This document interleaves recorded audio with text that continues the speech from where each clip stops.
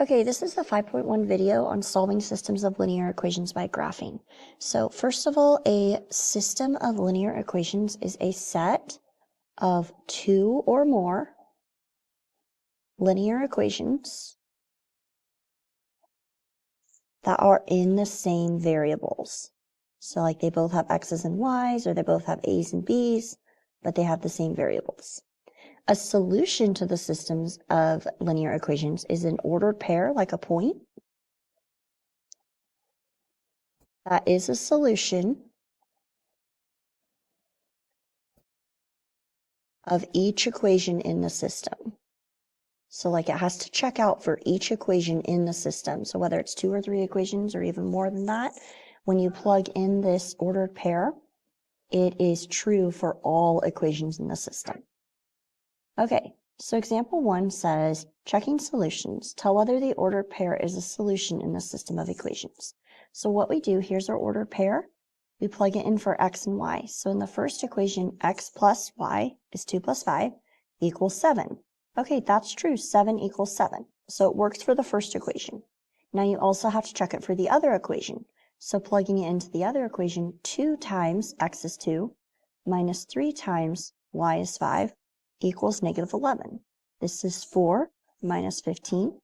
Negative 11 equals negative 11. That checks out. It works for both. So yes, the 0.25 is a solution. Let's try another one. So we plug this in for x and 0 and for y. So y is 0 equals negative 2 times negative 2, which is x, minus 4. That gets you 4 minus 4, and 0 equals 0. So it works out for this equation, but you can never stop after it works out for the first one. You always have to try the others. So let's try the second one. Y is 0 equals x is negative 2 plus 4. Negative 2 plus 4 is 2. Does 0 equal 2? No. So it has to work for both equations to be a yes. If it doesn't work for one, or if it doesn't work for either of them, no, it's not a solution. Okay, so solving a system of linear equations by graphing, the solution is a point of intersection. So like where the lines intersect on the graphs.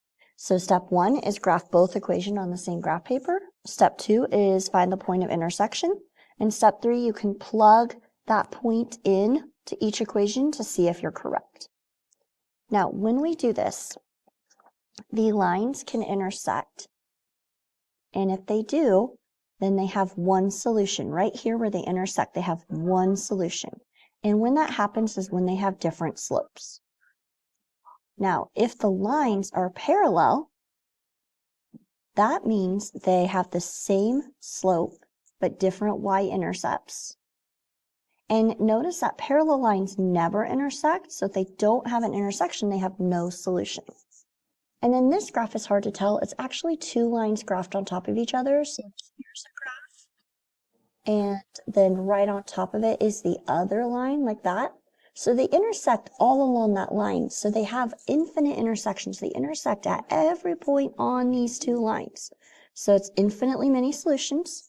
And that happens when the lines are the same, which means they have the same slope, but also the same y-intercept. So they're identical lines.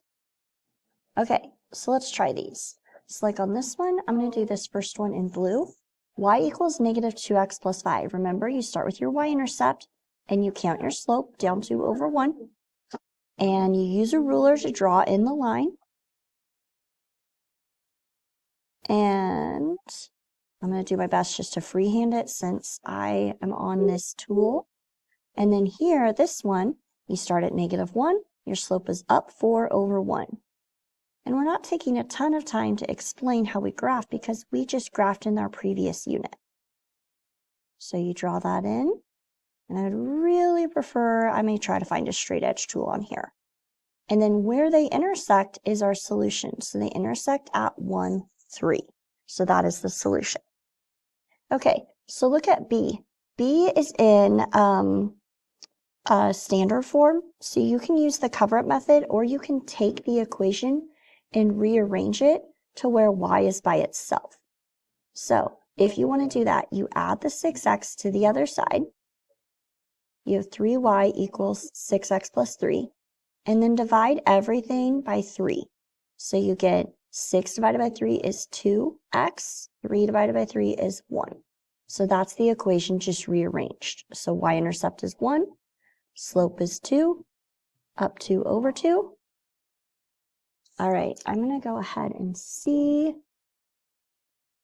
if I can find a line to plug in here for you guys. Okay. So we're going to draw that through. And the reason why it's important to go ahead and try to use a straight edge or a ruler when we can is because it's just going to make your answer more accurate and you won't be off, especially if you're estimating it and it's not clear where it goes through. This other equation I'm going to rearrange. And so I'm going to add the 8x to the other side. So I have 4y equals 8x minus 20. Divide by 4. So I get y equals 2x minus 5. Now notice this one has the same slope but different y-intercepts. So that tells me they're going to be parallel.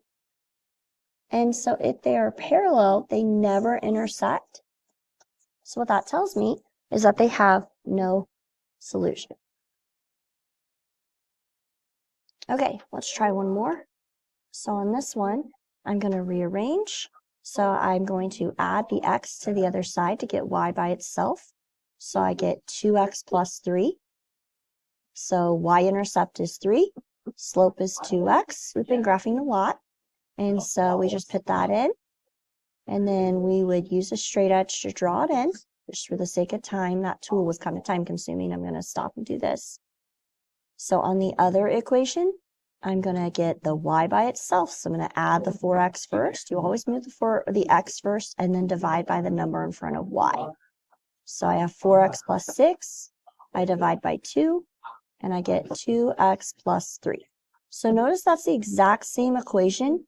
So it's all along here. And when they're the exact same line with the same slope and the same y-intercept, then they have infinitely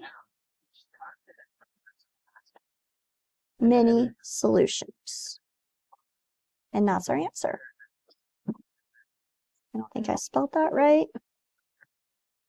All right, we're going to put the infinity sign.